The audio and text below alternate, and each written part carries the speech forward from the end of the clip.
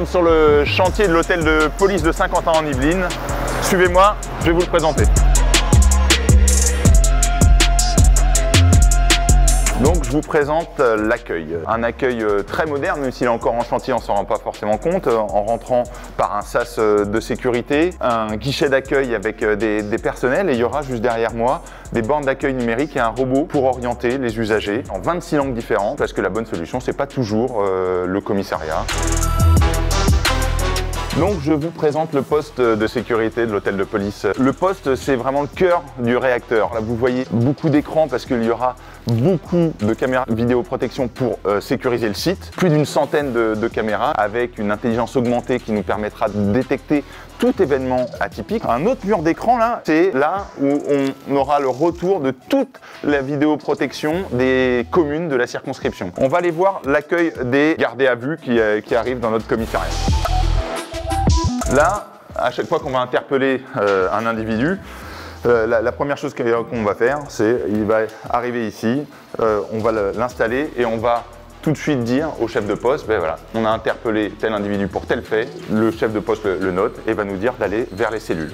Donc on rentre là dans le couloir des geôles, on a 12 cellules individuelles, une cellule collective et une cellule de dégrisement. Je vais vous montrer à quoi ressemble une cellule de façon très simple. Il y a très peu de choses dans une cellule pour la sécurité des personnes.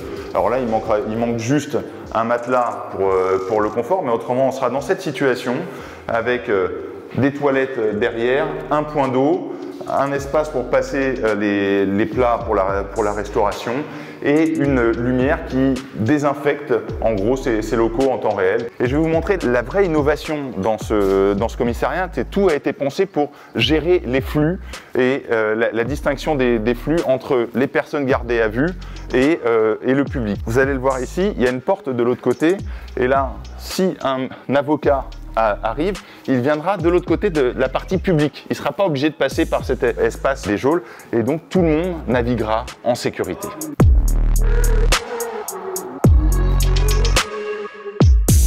Donc on va arriver à une des grandes innovations dans ce commissariat. Ça sera le seul commissariat doté d'une telle innovation.